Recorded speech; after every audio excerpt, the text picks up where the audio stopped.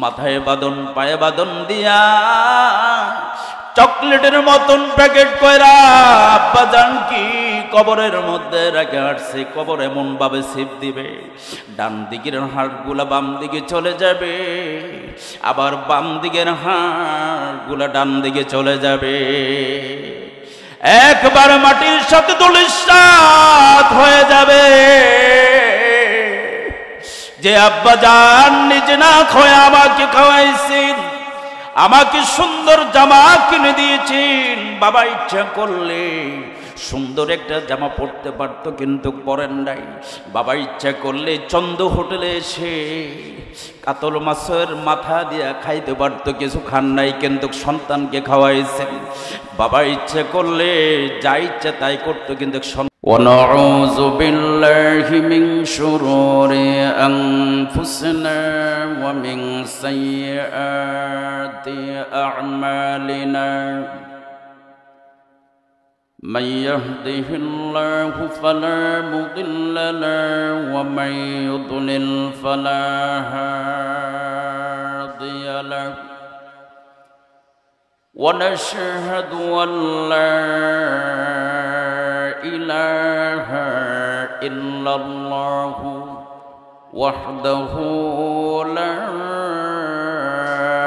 شريك له ونشهد أن سيدنا وحبيبنا ومولانا محمدا عبده ورسوله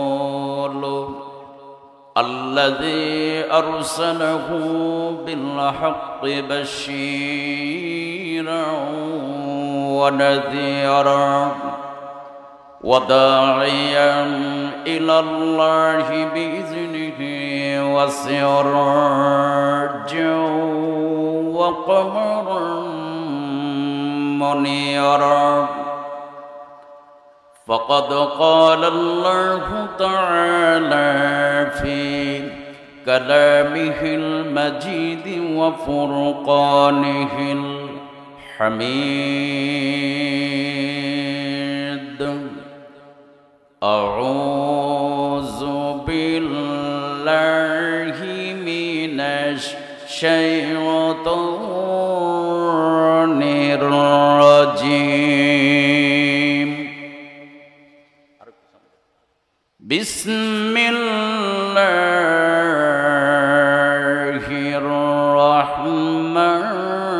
الرحمن الرحيم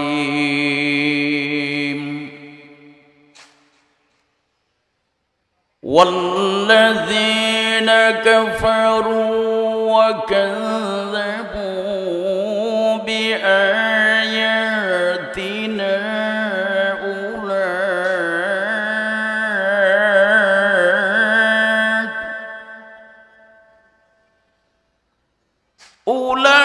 أولئك أصحاب النار هم فيها خالدون.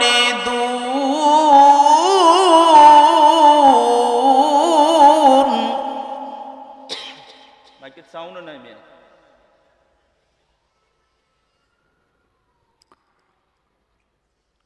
عن جابر بن عبد الله رضي الله تعالى عنه عن أبي هريرة رضي الله تعالى عنه قال قال رسول الله صلى الله عليه وسلم والذي نفس بيده محمد بيده لا يسمع بي أحد من هذه الأمة يهوديا ولا نصرانيا ومات لا يؤمن بالذي أرسلت به إلا كان من أصحاب النار. إن الله وملائكته يصلون على النبي يا أيها الذين آمنوا صلوا عليه وسلموا تسليما اللهم صل على سيدنا مولانا محمد وعلى آل سيدنا مولانا محمد যে নামে ইব্রাহিমের আগুন হলো পানি ডাকার মতন ডাকলে রে মন সারা দিতেন তিনি রে মন সারা দিতেন তিনি ওই নামের তুলনা মিলে না মিলি না তুলনা নাই নাই নাই আল্লাহু আকবার বলো আল্লাহু আকবার আল্লাহু আকবার বলো আল্লাহু আকবার আল্লাহুম্মা সাল্লি আলা সাইয়্যিদিনা মাওলানা মুহাম্মদ ওয়া আলা আলি সাইয়্যিদিনা مولانا محمد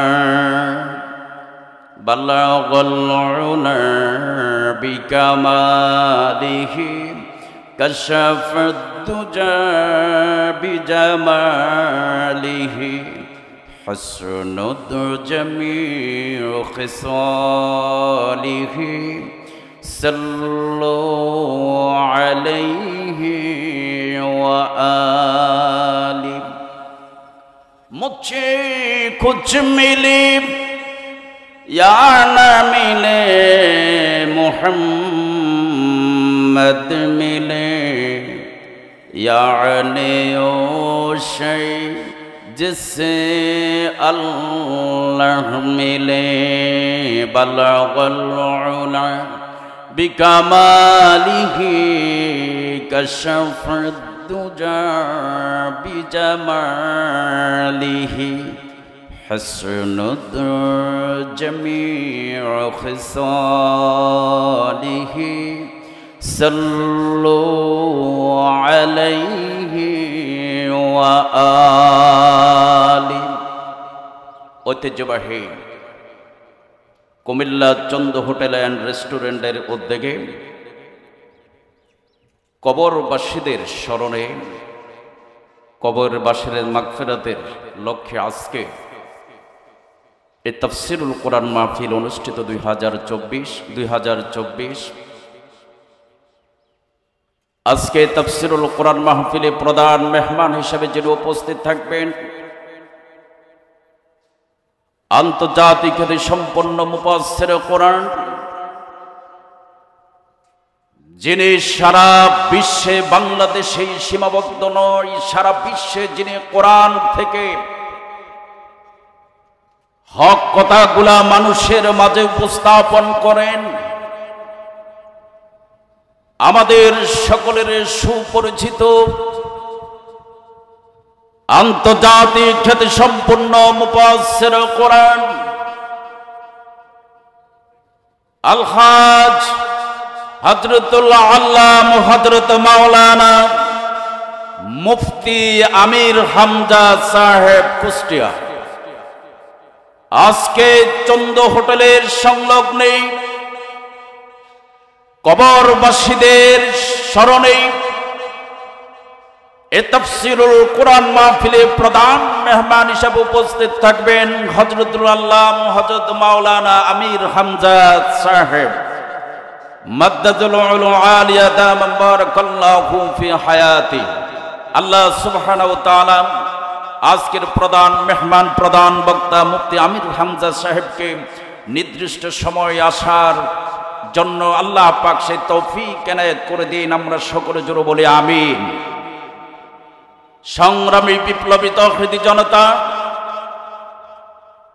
আজকে মাহফিলে উপস্থিত সম্মানিত উলামায়ে কেরাম, মুরব্বিয়ানে আযম, সম্মানিত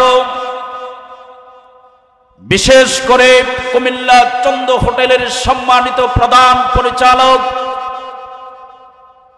চন্দ হোটেলের মালিক, আমার স্নেহের বড় ভাই, আমার অত্যন্ত মহব্বতের ভাই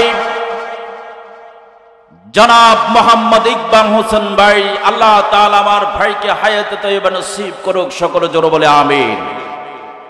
সংগ্রামী তৌহিদি জনতা, আজকে ইকবাল ভাই, তুফাল ভাই, তারা ভাইরা মিলে ঐক্যবদ্ধ হয়ে ইচ্ছা করলে আজকে মলকা বানুর দোতরা গানের কনসার্টের আয়োজন করতে পারত, কিন্তু আজকে তারা সেটা না করে তারা আল্লাহর কোরআনের বাগানের আয়োজন করেছেন। কোরআনের আলোচনা শুনবে, হক কথা মানুষ শুনবে, কবর সম্পর্কে আলোচনা শুনবে, জাহান্নাম সম্পর্কে আলোচনা শুনবে। শোনার পর হক্কানে উলামায়ে কেরামদের জবান থেকে হক কথা শোনার পর মানুষ অন্ধকার জগৎকে বাদ দিয়ে আলোর পথে আসার জন্য মানুষ চেষ্টা করবে আজকের এই কোরআনের তাফসীরুল কোরআনের মাধ্যমে ইনশাআল্লাহ। সংগ্রামী প্রিয় ভাইয়েরা, আমরা যারা দুনিয়াবী সকল ব্যস্ত থেকে অপেক্ষা করে আমরা এই জান্নাতের বাগানে আসতে পেরেছি, সেজন্য সে মহান আল্লাহ পাকের দরবারে কৃতজ্ঞতা প্রকাশ করছি, যিনি আল মালিকুল কুদ্দুসুস সালামুল মুমিনুল মুহাইমিনুল আজিজুল জব্বারুল মুতাকাব্বির, রাজ্যাধিপতি, ভুল ভ্রান্তি থেকে তিনি মুক্ত, শাস্তি নিরাপত্তা প্রদানকারী, প্রভাবশালী, শক্তি আছে বলে যিনি নির্দেশ জারি করেন, যিনি বিপুল মহিমা ও মহত্বের মালিক, সে মালিকের দরবারে আমরা কৃতজ্ঞতা প্রকাশ করছি, যিনি হচ্ছে ওয়াহুয়াল আজিজুল হাকিম, যিনি পরাক্রমশালী, প্রজ্ঞাবান, যার উপরে এত বড় শক্তিশালী আর কেউ হতে পারে না। তিনি হচ্ছে ইন্নাল্লাহা আলা কুল্লি শাইইন কাদির, যিনি সর্ববিষয়ে সর্বশক্তিমান, যিনি হচ্ছে অল নেম মাইটি অফ আল্লাহ, যিনি সর্বশক্তিমান, সে আল্লাহ তাআলার দরবারে আমরা কৃতজ্ঞতা প্রকাশ করছি। আমরা সবাই জোরে সোরে পড়ছি আলহামদুলিল্লাহ। সম্মানিত উপস্থিতি, আমি আমার মূল আলোচনার দিকে চলে যাই।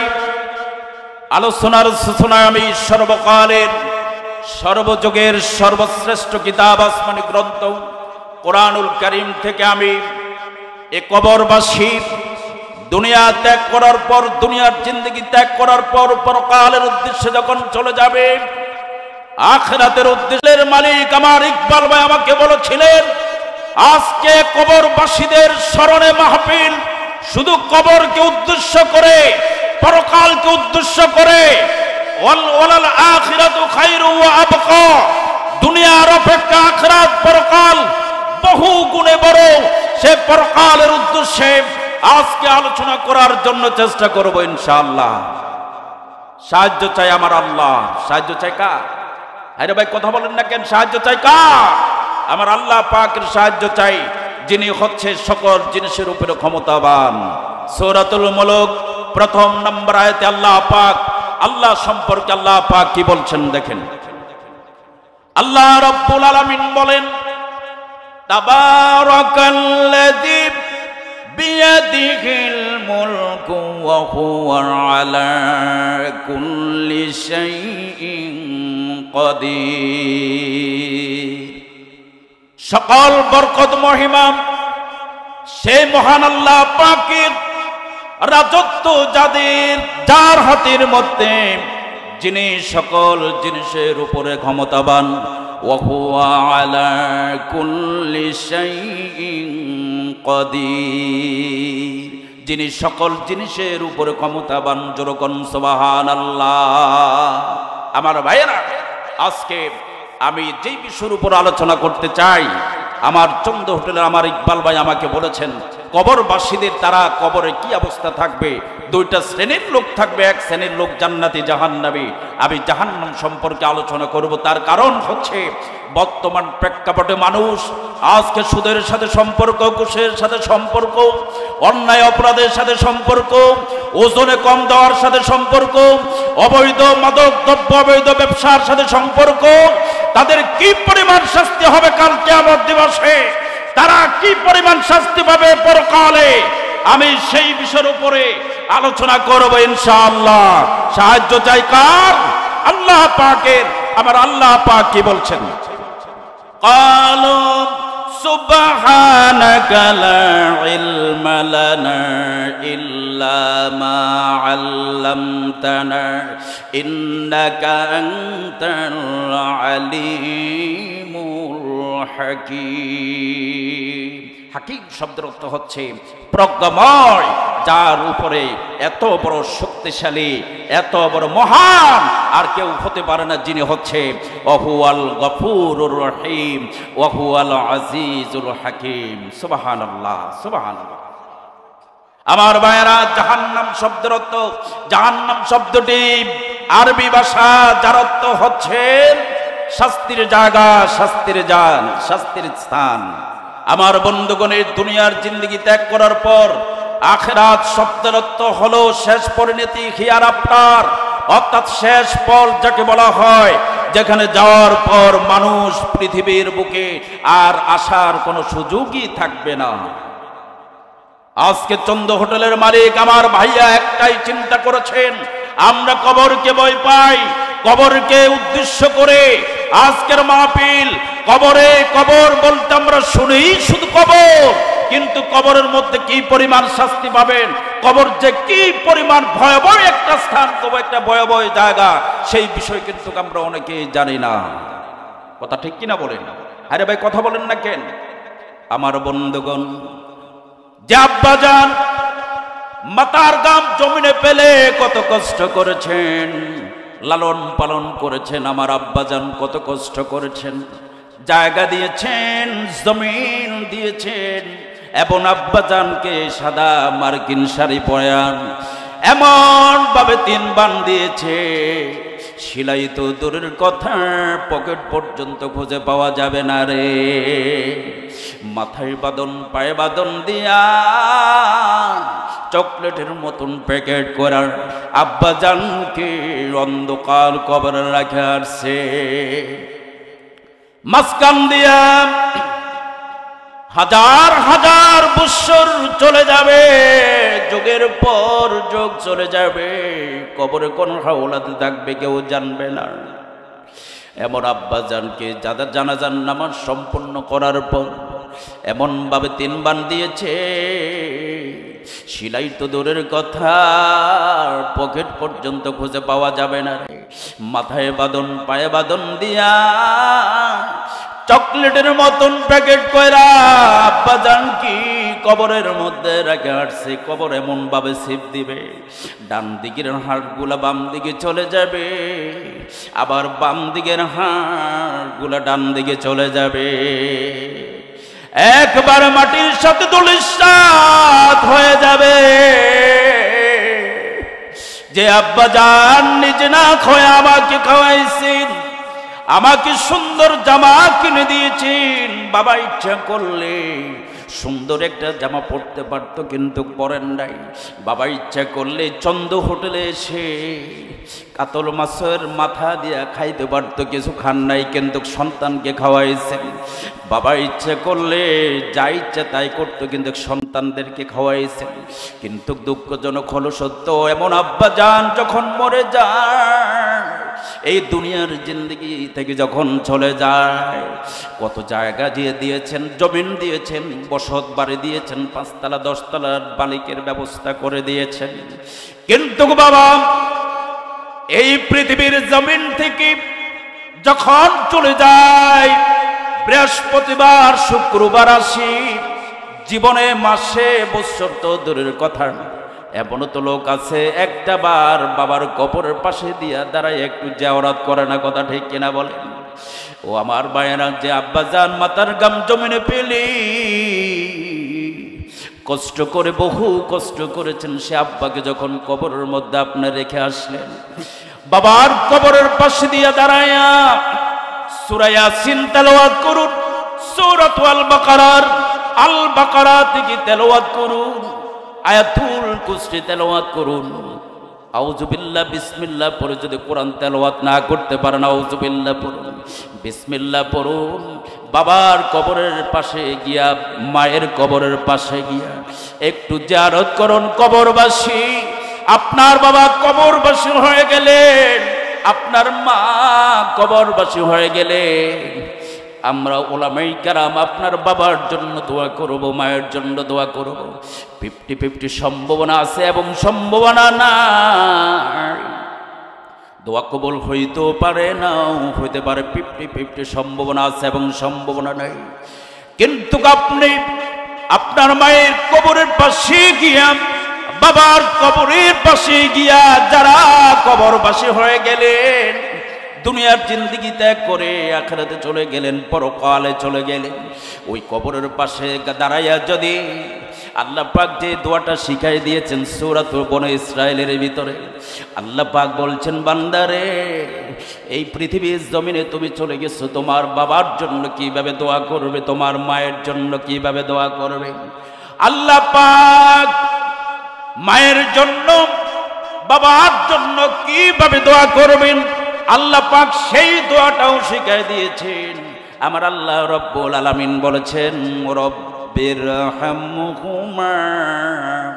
কামা রব্বায়ানি সগীরা। পড়ুন সবাই, রব্বিরহামহুমা কামা রব্বায়ানি সগীরা।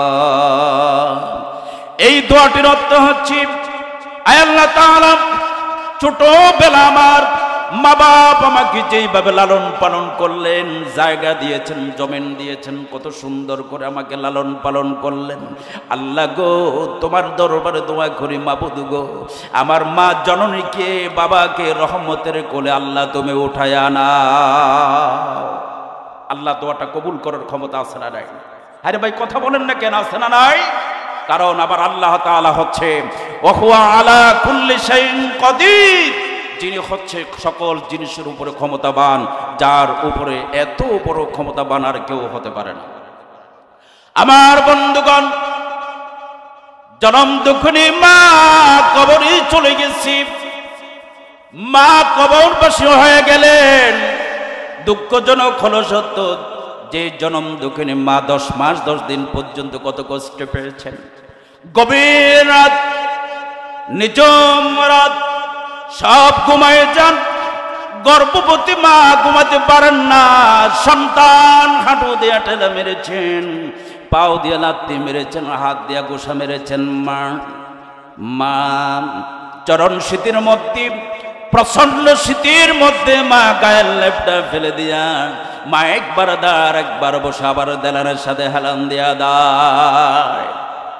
এইভাবে করে মা একটা দুটা দিন নয়, 10টি মাস পর্যন্ত মা একটা জীবিত সন্তান নিয়ে, আমার একটা জীবিত মানুষ আর একটা জীবিত সন্তান নিয়ে মা 10টা মাস পর্যন্ত কাটাই দিলেন। কিতাবের মধ্যে এসেছি, সন্তান যে লোয়া ছোঁয়ার কারণে মা ঠিক মতন ঘুমাতে পারেন না। রাত ভর ইবাদত করলে যে সওয়াব হতো, মায়ের আমল নামায়ের উপরে সওয়াব লিখে দেন। সন্তান পেটে থাকার কারণে মা ঠিক মতন ঘুমাতে পারেন না।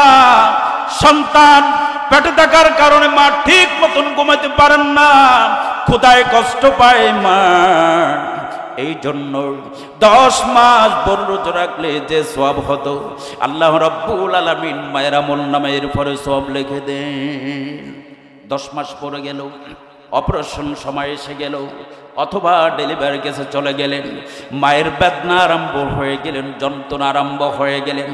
এক একটা বেদনা যন্ত্রণা যেন মায়ের এক একটা মৃত্যুর সমান হয়ে যায়, এমন যন্ত্রণা প্রসব বেদনা দুনিয়ার ভুক্তভোগী মা চার কেউ জানে না।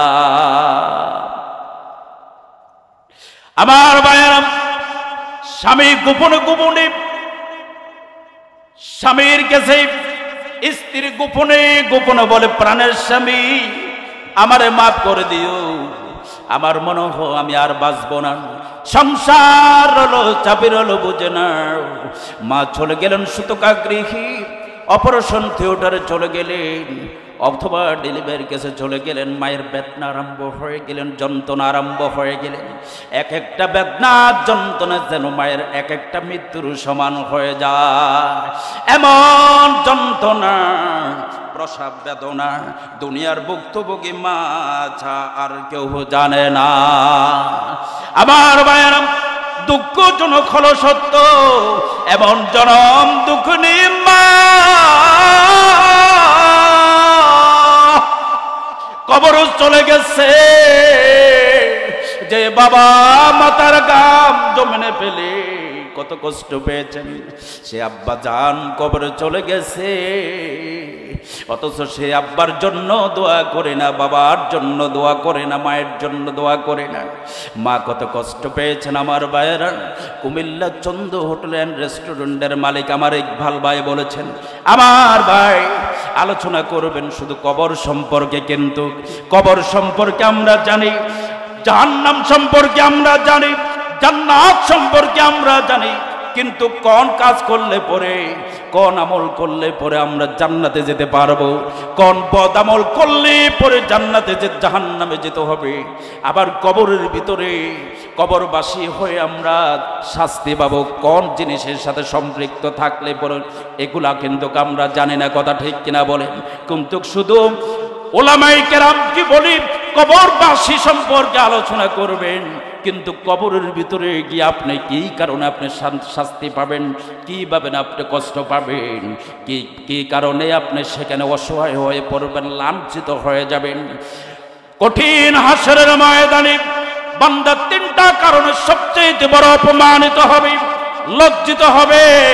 এই সম্পর্কে আমার আল্লাহ রাব্বুল আলামিন কোরআন শরীফের ভিতরে আমার আল্লাহ রাব্বুল আলামিন বলেছেন, ইয়াতাসাআলুনা আনিল মুজরিমিন, কিয়ামতের দিন অপরাধীদেরকে প্রশ্ন করা হবে, মা সালাকাকুম ফি সাকার, জাহান্নামের ভিতরে কেন এসেছি, কেন এসেছো? জবাব তারা বলবে, ক্বালু লাম নাকু মিনাল মুসাল্লিনা ওয়া লাম নাকু নুতঈমুল মিসকিন, নামাজ পড়ি নাই আর এতিম মিসকিনদেরকে খেতে দেই নাই, এই কারণে জাহান্নামে এসেছি। নাউযুবিল্লাহ। নামাজ না পড়লে কবরবাসী যখন আপনি হয়ে যাবেন, কবরের মধ্যে যখন আপনাকে শোয়াই দিবে, হাজার হাজার বছর চলে যাওয়ার পর কিয়ামত দিবসে বিচারের আওতায় যখন পড়বেন, আপনি সবচাইতে অপমানিত লাঞ্ছিত হবেন যারা নাকি আপনার নামাজ না পড়বেন। কবরের মধ্যে আপনি যখন শোয়াই দিবে, আপনাকে প্রশ্ন করা হবে, আউয়ালু কোনো কিছুর আপনার হিসাব নেওয়া হবে না। আপনি সাত্তার খানের মালিক হয়েছেন, স্টার প্লাজার মালিক হয়েছেন, চন্দ্র হোটেলের মালিক হয়েছেন, কোটি কোটি টাকার মালিক হয়েছেন, আপনার কাছ থেকে কোনো কিছুর হিসাব দেওয়া হবে না। কাল কিয়ামত দিবসে সর্বপ্রথম আপনার কাছ থেকে হিসাব নেবে। আউয়ালু মা ইউহাসাবু বিহিল আবদু ইয়াউমাল কিয়ামাতিস সালাত, কাল কিয়ামতের দিন বান্দার সর্বপ্রথম নামাজের হিসাব দিতে হবে। কথা ঠিক কিনা বলেন? হ্যাঁ রে ভাই, কথা বলেন না কেন? ঠিক কিনা আমার ভাইয়েরা? কাল কিয়ামত দিবসে বান্দা সবচেয়ে বড় অপমানিত হবে, লাঞ্ছিত হবে। কেন লাঞ্ছিত হবে এই সম্পর্কে আল্লাহ পাক কি বলছেন দেখেন। আল্লাহ পাক বলছেন, ইয়াউমা ইউকশাফু আন সাকিন ওয়া ইউদউনা ইলা সুজুদি ফালা ইয়াস্তাতিউন। সেদিন কঠিন হাসরের ময়দানে কবরে শুয়াই দেবার পর হাসরের ময়দানে যখন আপনি যাবেন, আপনাকে অপমান আর লাঞ্ছনা আপনার মাথার উপরে চেপে বসবে। কেন চেপে বসবে? বান্দাকে সেজদা করার জন্য বলবে, বান্দা সেজদা দিতে পারবে না, লাঞ্ছিত অপমান তার মাথার উপরে চেপে বসবে।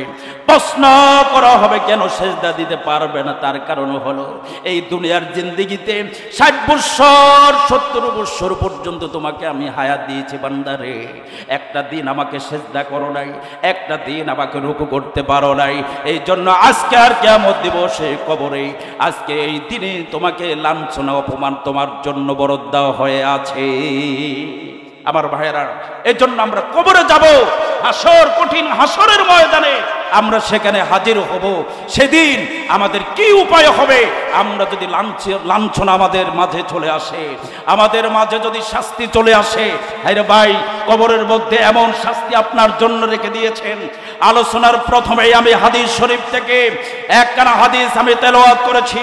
আনা আবি হুরায়রা রাদিয়াল্লাহু তাআলা আনহু قال قال رسول الله صلى الله عليه وسلم اوقد على النار 1000 سنة حتى احمرت ثم اوقد عليها 1000 سنة حتى ابيضت ثم اوقد عليها 1000 سنة حتى اسودت فهي سوداء رواه مسلمة।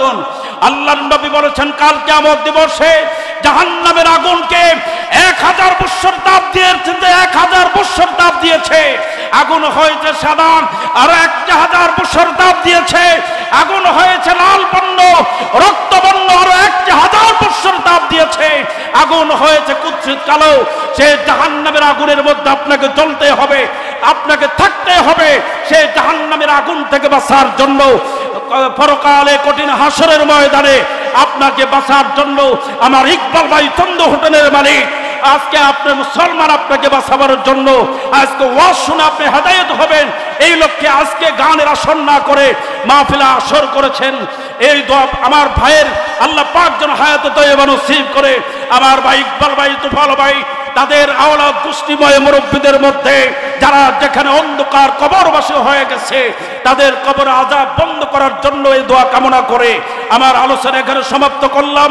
কবরবাসী কবরে যাতে আমরা শান্তি পাই, সুখ পাই, আমরা দুর্নীতি মুক্ত, অহংকার মুক্ত আমরা জীবন যাপন করতে চাই, এই দোয়া ব্যক্ত করে আলোচনা এখানে সমাপ্ত করলাম। আসসালামু আলাইকুম ওয়া রাহমাতুল্লাহি ওয়া বারাকাতুহু।